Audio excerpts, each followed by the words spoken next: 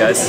So tell us, Last hour. Crossing the line to now, what have you done? Give us the play-by-play. Yeah, so I crossed the line. I was actually like kind of frustrated, to be honest, because my kick was so furious. I was like, I didn't have great position the entire race, but I was up there, you know, and I think if everybody didn't like put everything they had in, like with 200 to go, you know, like I don't get swallowed up like that and have to weave back through traffic again. Yeah, so I ended up where I always end up, which is funny. But yeah, so I was a little disappointed, thought I could win, but got over that pretty quick. First world final, first world medal, so I don't care what color it is.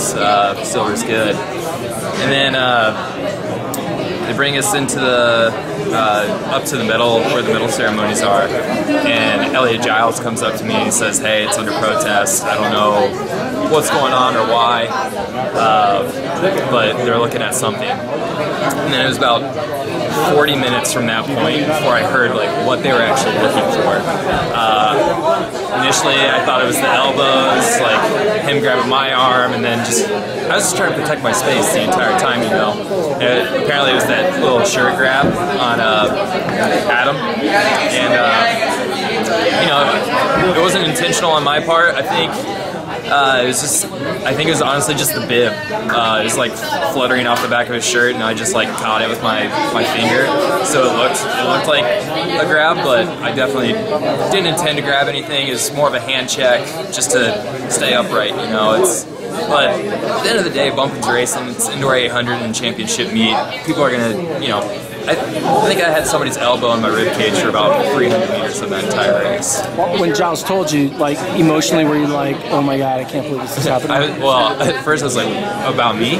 You know, like, they're protesting for something that I did, because I felt like I was protecting my space the entire time.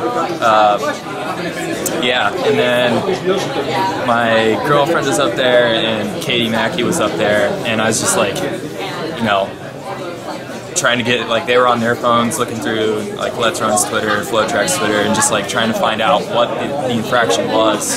Yeah, I was pretty heated for a little while, trying to stay calm, though, and, like, I don't know, I was talking to Michael Johnson up there. I was like, how often do these things get overturned? He's like, it's 50-50, so, yeah. Were you talking to Coach at all, or so Danny's the one who filled me in on exactly what they were looking at. But yeah, that was like probably 45 minutes after the race was over. So yeah, it was a long time just like trying to figure out why it was taking so long to get my medal. And so confidence level was like 50-50 the entire time? Or? I went way below, just like set myself up for failure so that, you know, like I don't pick up a laptop and chuck it onto the track up there. Yeah, I was just trying to like keep my cool and have a somber reaction to bad news if bad news came. How did you react when you got told the news, and who told you? Well, I found out on Twitter, actually. IAAF Twitter tweeted that I'd been reinstated. And I just kind of like read it out loud. I was sitting on the ground kind of hunched over, and Katie was there, and my girlfriend Chantel was there, and they were both super excited. I'm just like, I'm still trying to ramp back up to that like emotional level of like, I'm a silver medalist, you know? So I'm kind of had that moment like a little bit taken away from me for a little while, so I'm just trying to get back to that elation level.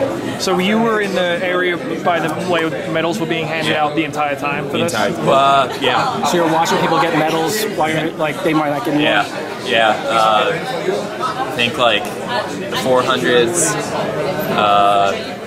the 15, women's 15, and probably one other event had all gotten their medals that had contested after the men's 8. What are your thoughts? I mean, obviously DQ's been kind of the storyline of this entire, like Chelimo stepping online. It's the storyline, you know. In my opinion, the rule book is written for people who are blatantly trying to seek an advantage. And when the world leader in the 400 takes one step on a line and blows out everybody in this heat, he wasn't seeking an advantage. It didn't even create an advantage. Yeah, it sucks. Another thing they need to do heat press bibs. if that's going to be cause for a DQ, just accidentally snagging somebody's paper bib. They just need to do the heat press thing, or just get rid of the ones on the back. I don't even know why they're there. Yeah. Did it feel any different to you, like from a normal indoor 800, or did it just feel like general, like it always is? It was chaos from the break for the rest of the race. I felt great. I knew I was boxed in for like most of it, but yeah, I haven't done too many international races, and I definitely haven't been that far up in the pack in many international races. So I know that the style is a little more bump and grind, you know, but there's no way to really prepare for that. But luckily, like, I'm one of the bigger guys in the race and can kind of hold my own. And I'm not going to get bullied out there. I'm going to protect my space and kind of rely on those old high school football days and hold my ground. Was the fact that Courier wasn't here and Brazier not making the final affect your strategy, knowing that there's no two big front runners? Yeah, I'm sure it did. I didn't really have to plan for a scenario where either of them were in it, because Courier was out before the prelim, so you don't really plan for a final before you get through the prelim, or at least I don't. But I raced the people who were here, people who showed up and qualified to the final, and tried to make the most of it. This time a year ago, I don't think anyone would have predicted you would have medaled in this race. When did you know it was, this sort of achievement was possible? Yeah, I've always had a lot of belief in myself.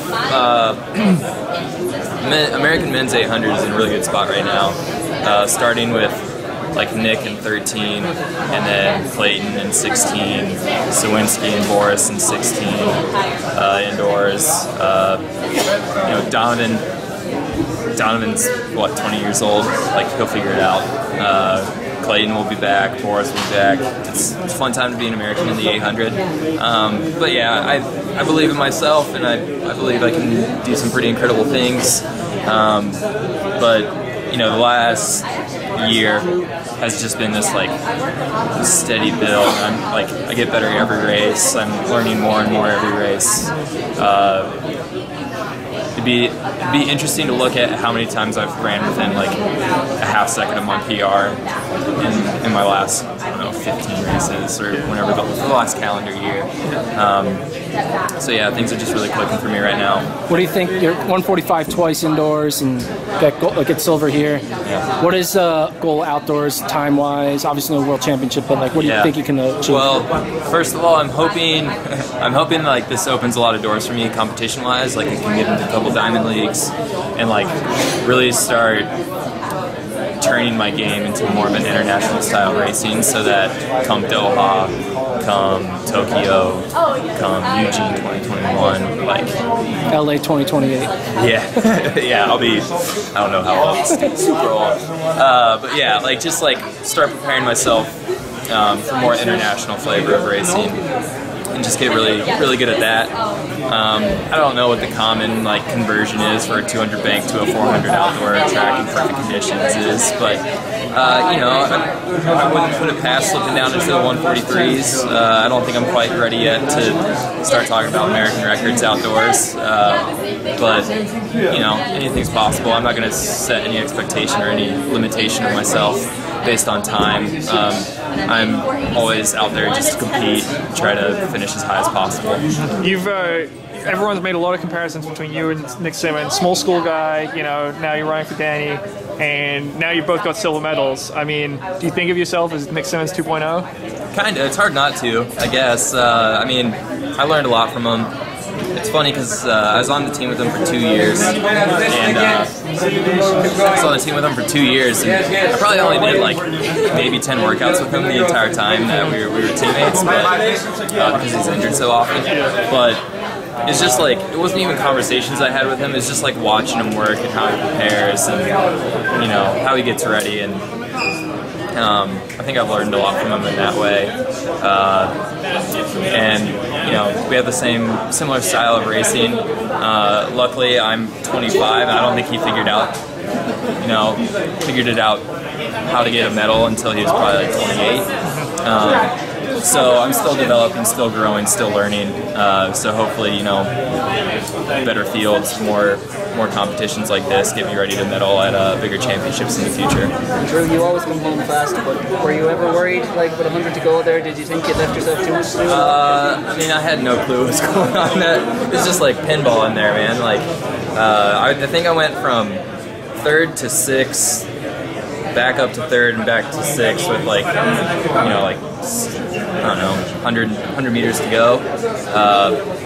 I was just looking for a gate to get out and get clear. When I found it, I took it, just put everything I had into that last 50 meters or so, and it was enough to get silver. Congratulations. Thank you so much.